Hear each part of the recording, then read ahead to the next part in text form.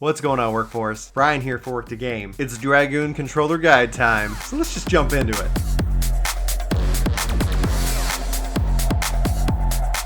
Welcome all ye Dragoons who want to use a controller and enjoy this game the right way. I'm just kidding for anybody who's out there who's keyboard and mouse, but welcome to the Dragoon controller guide. In this guide we're going to talk about three main areas. The first being the HUD layout, second one, the settings in which how the HUD layout can then be configured. And then finally, the third phase, which is really going through all the actions and where I have them placed and for what reason I have them placed there. Obviously, these are just my suggestions to you. Hopefully, you'll take something from this guide and apply it to your rotation and to your setup that will make your play experience way better than it currently is. So, without further ado, let's go ahead and jump into the HUD layout and settings. So to get to HUD layout, you need to go to System and then go down to HUD Layout. Here is where you can customize everything to your heart's extent. However, what we're going to be primarily focusing in on is this kind of box that I'm drawing with the mouse. So first and foremost, one of the things that I have turned on is Hotbar 4 and Hotbar 5. I only have those on because I'm, full disclosure, a learning Dragoon. I have recently hit 60 and I'm really trying to commit the rotation to muscle memory. But that takes time, and since I don't have that memorized, I'm going to go ahead and give myself some visual helpers so that way I don't have to memorize it or have some other screen that's communicating this information to me. So I've set up Hotbar 4 and 5 right here to give me my opener and generally my rotation as I'm playing my Dragoon. Now, if you're looking for a more comprehensive rotation guide, I'd highly recommend you check out Morgan's guide that he put out a couple weeks ago, link in the description below. So let's keep moving on. I've got my target bar, I've got my status effects bar, because as a Dragoon, and any Dragoon out there knows, you're going to be looking at this probably more than you're looking at ground target AoEs. Hopefully the new UI in Stormblood is going to be something that resolves that, but we only will have to wait and see until they show it off and we can get a good idea whether that is in fact going to fix the issue. But I digress. I've got Hotbar 3 right here, in which that I have this purposely just to communicate cooldowns to me. I'm not clicking on any of these actions, they're just to tell me, hey, this is off cooldown, you might want to go ahead and use it. And on some of those abilities, I do have them listed here in my cross hotbar, but it's again just that extra reminder of something that I need to make sure that I'm paying attention to. I've got my left cross hotbar and my right cross hotbar, and I've got them offset just to kind of make room and space everything the way I like it. Obviously my main cross hotbar, my parameter bar, and I've got a hotbar below that as well. Over here on the left, I've got my focus target bar and my enemy list, and that's pretty much what I use. Now, feel free to, again, make this your own, figure out the best way that you like to have it laid out, and go from there. You'll be the most effective when it's something that's familiar to you. Now, later in this guide, I'm going to go through and practice my rotation, so don't be a horrible judge on me as I'm still, again, a learning Dragoon. But let's go ahead and move into my settings, where I've got my cross hotbar and my double cross hotbar settings configured, and I'll show you what I'm using. So to get to your settings, you want to go to System and then Character Configuration. We're going to go into the hotbar settings, and you can see here how I can turn on and off various hotbars. So like I said, for 4 and 5, I can turn them off right here and turn them back on easily. This is primarily for my Dragoon, so I'm only using it for that. You can also set up varying other forms that they can be configured to, but that's just going to be up to you. I do have hide unassigned slots turned on, and you can see that if I turn that off, you have these gray boxes around. This is going to tell you you can place abilities there, but personally my preference is to hide them and keep my UI as clean as possible. Under sharing, it's not necessarily as important because pretty much for the Dragoon, I am only really using 1, 2, and 3, but you can see that for other jobs that I've got multiple non-shared cross hotbars, and that's just going to be up to you to use, so use this for whatever you need. Under the cross hotbar section, I am in hold mode. I am also using the double cross hotbar. That's how you turn it on. And I have it so that it's going to return to the cross hotbar after W cross hotbar input. So an example of that is I double tap, use second wind, and immediately I'm back focusing in on the left trigger. It's going to be up to you and what's the most preferential, but I like to put my, one-offs, my cooldowns, things that I'm only going to be using so often and not in general rotation. But again, it's up to you. And lastly, the last two settings I've got enabled are enable expanded controls with left trigger and right trigger. So you can see that for LT and RT, it goes to hotbar 2. For RT and LT, it goes to hotbar 7 right. And this is a shared hotbar. So here you can see my mounts, my minions, my limit break. These are abilities that I have across all of my jobs. So it's just 8 abilities. Mounts are a really good option. Obviously, Wondrous Tales is a great option. Things that you're going to be accessing regularly. And I'd highly recommend thinking through that. But 7, it's a shared. And then 2 is job specific. So that's across all of my jobs. Again, having some kind of muscle memory when I approach each and every job that I go up to play. Then I've got Enable W across hotbar with double tap LT and RT, and then I've got it set for only 4 buttons. So you can actually set it to 8 buttons, but just double tapping left or double tapping right will allow you to get in that very easily. And that is set up for cross hotbar 3 left and right. So jumping into just cross hotbar 3, you can see that here are those abilities and they're mirrored. You won't be able to directly drag and drop into those areas. You have to actually use hotbar 3 or whatever hotbar you've got them set up as to be able to take advantage of that. So those are my settings. Pretty simple and straightforward. If you have any questions, leave them in the comments below and let me know, and I'll hopefully try to be able to answer those for you at that time.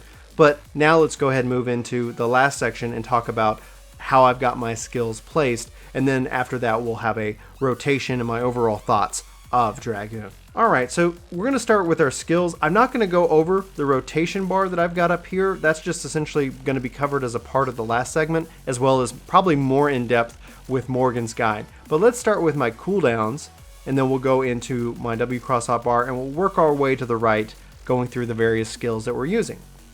So I've got Invigorate off of a cooldown, which you'll see here. If I pull L trigger, R trigger, I have access to Invigorate that way with the controller. So at this point, I want to know if it's off a cooldown. Life Surge, got that partnered right there. Blood for Blood.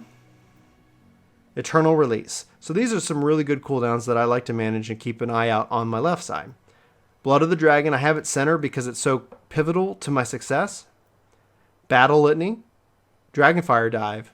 Spine Shatter Dive, Jump, and then Keen Fury. So this is going to tell me when all of my jumps are off a cooldown, which is handy because I have them on the L trigger, R trigger, basically hotbar 2, quick access. Alright, so over here I've got a max potion, especially for somebody who's using a lot of Palace of the Dead. It's very handy to have a potion on you at all times.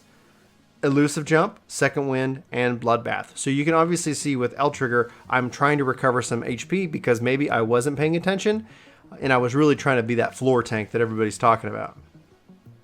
Here on the left side, I've got Life Surge, Phlebotomize, Doom Spike, and then a Potion of Strength. Obviously, you would probably want to put your highest Potion of Strength, but because I'm learning and I want to be cheap, I'm just putting in a Potion of Strength to help me as a part of my practice right there. Blood for Blood, Blood of the Dragon, Leg Sweep, and Battle Litany. Now, one big reason why I keep Leg Sweep right here is because all of my jobs have the stun in the same position. So if you play more than one job and each of those jobs have a stun, I try to keep them in the same position so I'm not having to think too much about it. I know it's just more of a reaction than it is, oh, that question, especially in the heat of the moment, where did I put that stun? But it helps, especially with Dragoon, to be able to try to weave that in and out of your attacks. On the right hand side, I've got Eternal Release, Chaos Thrust, Heavy Thrust, and Disembowel.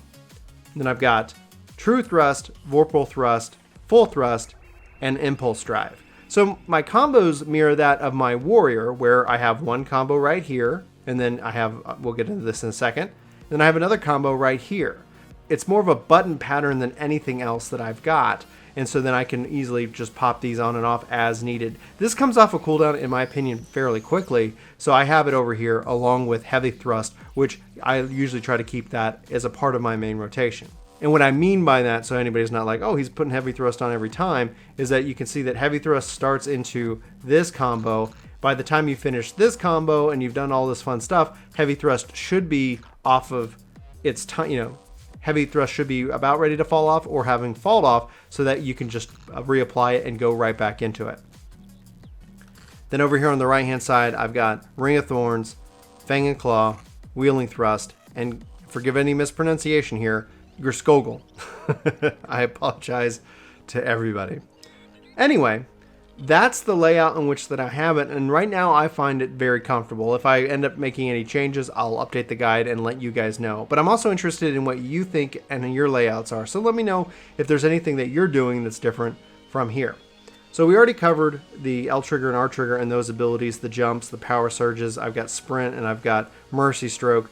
That's not necessarily that important, you know, and how you have that set up, but that's actually on Hotbar 2. So that's over here, and that's how I access those abilities. So again, I find it really easy to be able to do that, pop a jump off as I'm weaving in my attacks on my main hotbar. But again, that's just my preference. Okay, so next up we're going to talk about kind of my overall thoughts. We're going to put this together. I'm going to go hit the practice dummy for a little bit, and I'm going to talk about Dragoon. So stick around. We'll be right back. Ever since the days of Final Fantasy IV for me, the Dragoon has been such a staple to the game, I cannot separate them in my own mind.